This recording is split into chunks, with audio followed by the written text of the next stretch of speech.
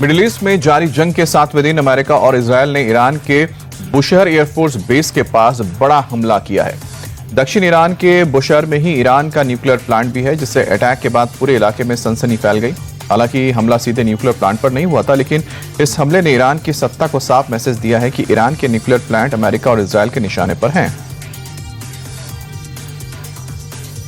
अमेरिकी राष्ट्रपति ट्रंप ने एक बार फिर से ईरान में 4 से 5 हफ्ते जंग चलने की संभावना जताई है। कहा कि ऑपरेशन लंबा चले तो उसके लिए भी तैयार है। ट्रंप ने दावा किया कि ईरान की एयर डिफेंस सिस्टम, एयरफोर्स और नेवी को खत्म कर दिया गया है। कहा कि पिछले 3 दिन में 24 युद्धपोत तबाह किए गए हैं। और साथ ही ट्रंप ने आयतुल्लाह खमेनी के बेटे मुज्तबा खमेनी को नासमझ बताते हुए ईरान का नया सुप्रीम लीडर मानने से इनकार कर दिया है। कहा कि अमेरिका ईरान में ऐसी लीडरशिप चाहता है जो ईरान में सद्भाव और शांति लाए। ईरान की राजधानी तेहरान पर भी एयर स्ट्राइक लगातार जारी है। जंग के 7वें दिन ईरान में अब तक 1400 से ज्यादा लोगों की जान गई है, जबकि ईरान के लगातार मिसाइल अटैक से इजरायल में दर्जनों लोगों के मारे जाने की खबर है। वहीं पर कम से कम 6 अमेरिकी सैनिकों की मौत हो चुकी है। अमेरिकी एयरफोर्स का दावा है कि ईरान की मिसाइल और ड्रोन कैपेसिटी को पिछले 6 दिनों में जबरदस्त नुकसान पहुंचाने में कामयाबी मिली है। ईरान पर अमेरिका और इजरायल की जबरदस्त स्ट्राइक चली है। तेहरान में इजरायल ने एयर स्ट्राइक करके एक स्टेडियम को तबाह कर दिया। 1979 में एशियन गेम्स के दौरान बनाए गए इस स्टेडियम में 12,000 से ज्यादा लोगों के बैठने की क्षमता थी। इजरायली हमले के बाद ये पूरा स्टेडियम मलबे में तब्दील हो गया। इजरायल ने अभी तक इस स्टेडियम पर बमबारी की वजह साफ नहीं की है। अमेरिका और इजरायल की एयरफोर्स ईरान के ड्रोन फैसिलिटीज को भी निशाना बना रही है। ईरान के किरमनशाह में बड़े पैमाने पर स्ट्राइक की गई है। पूरा इलाका धमाकों से दहल गया। बताया जा रहा है कि किरमनशाह में ईरान के ड्रोन का बड़ा जखीरा मौजूद है और इन्हीं ड्रोन्स के जरिए ईरान खाड़ी के देशों को निशाना बनाता है। एक तरफ जहां में ईरान में न्यूक्लियर और ड्रोन फैसिलिटी वाले इलाकों पर अमेरिका और इजरायल लगातार हमले कर रहा है, वहीं पर ईरान भी खाड़ी देशों पर हमला जारी रखे हुए है। ईरान ने ताज़ा हमला बहरीन के मामीर में मौजूद एक ऑयल प्लांट पर किया है। ईरानी बैलिस्टिक मिसाइल अटैक की चपेट में आकर ऑयल प्लांट में आग लग गई और भारी तादाद में नुकसान हुआ है। फिलहाल इस हमले में हताहतों की संख्या की जानकारी नहीं मिली है। ईरान जंग का दायरा बढ़ता ही जा रहा है। ईरान ने अब अजरबैजान पर ड्रोन अटैक किया है। ईरान ने अजरबैजान के नखचिवन एयरपोर्ट पर शाहेद 130 ड्रोन से हमला किया। अजरबैजान के विदेश मंत्रालय ने बताया कि एक ड्रोन एयरपोर्ट के पास गिरा है, जबकि दूसरा स्कूल के पास। हालांकि ईरान ने अजरबैजान पर हमले से इनकार किया। ईरान के डिप्टी विदेश मंत्री का कहना है कि हम पड़ोसी देशों पर हमला नहीं कर रहे हैं।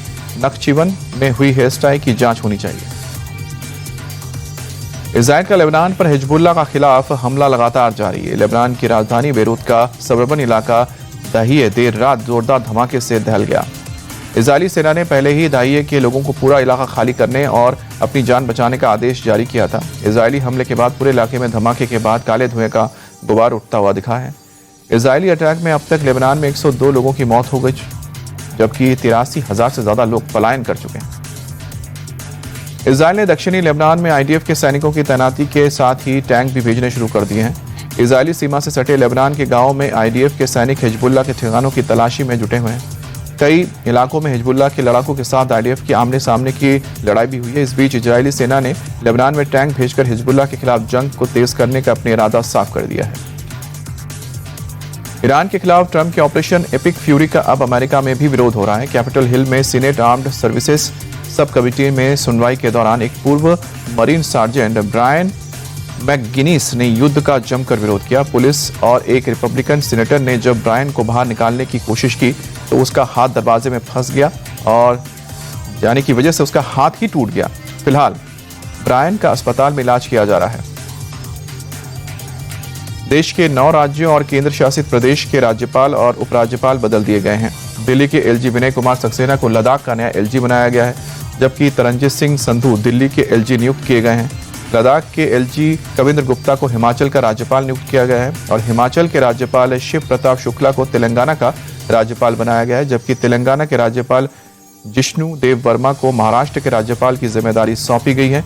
रिटायर्ड लेफ्टिनेंट जनरल सैयद अता हसनैन को बिहार का गवर्नर बनाया गया है, जबकि बिहार के सीनियर नेता नंद किशोर यादव को नागालैंड का गवर्नर बनाया गया है। वहीं पर केरल के राज्यपाल राजेंद्र विश्वनाथ आर्लेकर तमिलनाडु के गवर्नर का पद संभालेंगे। पश्चिम बंगाल के राज्यपाल डॉक्टर सीवी आनंद बोस का इस्तीफा राष्ट्रपति ने मंजूर कर लिया है। उनकी जगह तमिलनाडु के राज्यपाल आर एन रवि को पश्चिम बंगाल के राज्यपाल की जिम्मेदारी सौंपी गई है। आनंद बोस के अचानक इस्तीफे की वजह साफ नहीं है। हालांकि आनंद बोस ने कहा है कि उन्होंने 3.5 साल बंगाल राज्यपाल की जिम्मेदारी संभाली है और यह उनके लिए काफी है। सीवी आनंद बोस के इस्तीफे को सीएम ममता बनर्जी ने स्तब्ध और चिंतित करने वाला बताया। महाराष्ट्र सरकार ने लंबे वक्त से लंबित धर्मांतरण विरोधी कानून को मंजूरी दे दी है। इस कानून के तहत जबरन, धोखे या लालच देकर कराए गए धर्मांतरण को गैर जमानती अपराध माना जाएगा। मंत्री नीतीश राणे ने कहा है कि महाराष्ट्र में लंबे वक्त से धर्मांतरण विरोधी कानून की मांग की जा रही थी। उन्हीं मांगों को ध्यान में रखते हुए सरकार ने यह महत्वपूर्ण कदम उठाया है। आंध्र प्रदेश में तीसरा या दूसरा बच्चा होने पर 25,000 रुपए सरकार देंगी। सूबे के सीएम चंद्रबाबू नायडू ने यह ऐलान किया। उन्होंने कहा है कि दूसरा या तीसरा बच्चा पैदा करने वाले दंपति को डिलीवरी के वक्त 25,000 रुपए देंगे। सीएम नायडू ने विधानसभा में कहा है कि वर्तमान में 58% परिवार के पास केवल एक बच्चा है। करीब 2.17 लाख परिवारों में 2 बच्चे हैं। सीएम नायडू ने आगे कहा है कि राज्य की प्रजनन दर 1.5 है, जबकि संतुलन बनाए रखने के लिए 2.1 होनी चाहिए। यूपी के गाजियाबाद में बीती रात करीब 9 बजे एक पेंट फैक्ट्री में भीषण आग लग गई। मैनापुर इंडस्ट्रियल एरिया में मौजूद फैक्ट्री में केमिकल की वजह आग तेजी से फैली और बाहर पड़े कचरे के ढेर को भी अभी चपेट में ले लिया। मौके पर पहुंची फायर ब्रिगेड की 20 गाड़ियों ने कचरे के ढेर में लगी आग पर काबू पा लिया है, लेकिन फैक्ट्री में केमिकल की वजह से आग बुझाने में कड़ी मशक्कत करनी पड़ी है। दिल्ली के मालवीय नगर में एक घर से 2 सगी बहनों की लाश बरामद हुई है, जबकि मां बेहोशी की हालत में मिली है। पुलिस की टीम ने दरवाजा तोड़कर मां को एम्स के ट्रॉमा सेंटर में पहुंचाया है, जबकि उनकी स्थिति गंभीर बनी हुई है। पुलिस ने शुरुआती जांच के बाद आशंका व्यक्त की है कि मां ने अपनी दोनों बेटियों की हत्या करने के बाद फांसी लगाकर खुदकुशी करने की कोशिश की। दिल्ली में मामूली विवाद में दिन दहाड़े फायरिंग का मामला सामने आया। हालांकि इस घटना में किसी के चोट या किसी के हानि की बात सामने नहीं आई है। वीडियो में देखा जा सकता है कि शख्स पिस्टल से खुलेआम फायरिंग कर रहे हैं। बताया जा रहा है कि अरविंद पांडे नाम के युवक की कार रिवर्स करने के दौरान बाइक सवार से उसका झगड़ा हो गया था। कुछ देर बाद बाइक सवार युवक देसी पिस्टल लेकर आया और गोली चला दी। पीड़ित की शिकायत पर पुलिस ने केस दर्ज कर लिया और आरोपी की तलाश की जा रही है। एमपी के खंडवा में सोशल मीडिया पर आपत्तिजनक पोस्ट के बाद आधी रात को जोरदार हंगामा हुआ। धर्मगुरु पर की गई आपत्तिजनक कमेंट के बाद मुस्लिम समाज के लोगों ने मोघट रोड थाने में घेराव करके पुलिस के खिलाफ नारेबाजी की। पुलिस अधिकारियों ने मामले को सुलझाने की कोशिश की, लेकिन विवाद बढ़ने पर पुलिस ने लाठीचार्ज कर दिया। पूरे इलाके में भारी तादाद में फोर्सेस तैनात कर दी गई। पुलिस ने जल्द ही आपत्तिजनक पोस्ट करने वालों की पहचान करने और एक्शन का भरोसा दिया है। एमपी के खंडवा में मस्जिद में पत्थरबाजी करने के मामले में पुलिस ने बड़ी कार्रवाई की है। पुलिस ने जाकिर और वसीम नाम के 2 आरोपियों को गिरफ्तार कर लिया है। गिरफ्तारी के बाद पुलिस ने दोनों आरोपियों का मस्जिद के सामने जुलूस निकाला। दरअसल मंगलवार रात लोग मस्जिद में नमाज पढ़ रहे थे, तभी आरोपियों ने पत्थरबाजी शुरू कर दी। अचानक हुए हमले में लोगों में दहशत फैल गई। उत्तराखंड के देहरादून में फल बेचने को लेकर 2 पक्षों में झगड़ा हो गया। अलग अलग समुदाय के लोग दोनों तरफ से भारी संख्या में जमा हो गए। मामले की जानकारी मिलते ही मौके पर पहुंची पुलिस ने दोनों पक्षों से बात करके मामले को शांत कराया। झगड़े और गाली गलौज को लेकर पीड़ित पक्ष की ओर से थाने में शिकायत दी गई, जिसके बाद पुलिस केस दर्ज करके मामले की जांच में जुट गई। कर्नाटक के बीदर में मौलानाओं से कथित बदसलूकी मामले में थाने पर पथराव और तोड़फोड़ किया गया है।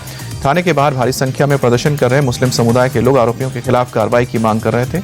इसी बीच कुछ युवकों ने पुलिस टीम और थाने पर पथराव करने लगे, जिसके बाद पुलिस ने भीड़ को नियंत्रित करने के लिए हल्का बल प्रयोग किया। पुलिस ने मामले को लेकर 2 एफआईआर दर्ज की है। एक एफआईआर बदसलूकी के आरोपियों के खिलाफ दर्ज किया गया है, जबकि दूसरा एफआईआर थाने पर पथराव और प्रदर्शनकारियों के खिलाफ दर्ज हुआ है। T20 वर्ल्ड कप में टीम इंडिया ने फाइनल में एंट्री की है। अब भारत का न्यूजीलैंड के साथ 8 मार्च को अहमदाबाद के नरेंद्र मोदी स्टेडियम में खिताबी मुकाबला होगा। भारत ने दूसरे सेमीफाइनल में इंग्लैंड को 7 रन से शिकस्त देकर फाइनल का रास्ता तय किया है। टीम इंडिया के 254 रन के टारगेट का पीछा करने उतरी टीम इंग्लैंड जैकब बेथेल के 48 गेंद में 105 रन के बावजूद 20 ओवर में 7 विकेट गंवाकर 246 रन ही बना पाई।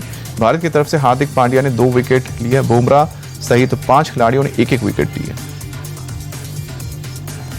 टीम इंडिया ने पहले बैटिंग करते हुए 253 रन बनाए। सलामी बल्लेबाज अभिषेक शर्मा 9 रन बनाकर पवेलियन लौट गए, जिसके बाद संजू सैमसन और ईशान किशन ने भारतीय पारी को संभाला। भारत की तरफ से संजू सैमसन ने 89 रन बनाए, जबकि शिवम दुबे ने 43 और ईशान किशन ने 39 रनों की पारी खेली। आखिरी के ओवर में हार्दिक पांड्या और तिलक वर्मा ने धमाकेदार बैटिंग करते हुए टीम को 250 के स्कोर को पार पहुंचा दिया। संजू सैमसन को उनकी शानदार पारी के लिए प्लेयर ऑफ द मैच का अवार्ड दिया गया।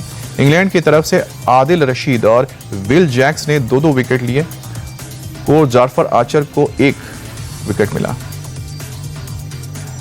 टीम इंडिया टी20 विश्व कप के फाइनल में चौथी बार पहुंच गई है। इंग्लैंड पर जीत के साथ भारत ने रिकॉर्ड 15वीं बार आईसीसी टूर्नामेंट के फाइनल में पहुंचने की कामयाबी हासिल की। इसके साथ ही भारत ने ऑस्ट्रेलिया का रिकॉर्ड तोड़ दिया है। ऑस्ट्रेलिया अब तक 14 बार आईसीसी टूर्नामेंट में पहुंची है। टीम इंडिया के पास विश्व कप जीतकर इतिहास रचने का मौका है। अब तक कोई भी मेजबान टी20 विश्व कप का खिताब नहीं जीत पाया है। साथ ही भारत की टीम तीसरी बार टी20 विश्व कप जीतने का रिकॉर्ड अपने नाम कर सकती है। भारत के टी20 विश्व कप फाइनल में पहुंचते ही देश भर में जश्न का माहौल बन गया है। मुंबई में जीत के बाद क्रिकेट के दीवाने सड़कों पर उतर आए। हाथों में तिरंगा लेकर फैंस झूमते नजर आए। देश भर में लोगों ने अलग अलग तरीके से फाइनल में पहुंचने को सेलिब्रेट किया। कहीं पर आतिशबाजी हुई, कई लोग खुशी में डांस करते नजर आए। अयोध्या में साधु संतों ने जीत की खुशी और मिठाइयां बांटी। भारत के टी20 विश्व कप के फाइनल में पहुंचती हर जगह जश्न का माहौल बन गया। खेल के साथ राजनीति पर भी छाया क्रिकेट का रंग। केंद्रीय कृषि मंत्री शिवराज सिंह चौहान ने जीत के साथ ही भारत माता की जय के नारे लगाते नजर आए। केंद्रीय मंत्री मोबाइल पर मैच देख रहे थे। आखिरी ओवर के शिवराज सिंह चौहान जीत की खुशी में कहने लगे, जीत गए, जीत गए, जीत की बधाई दी।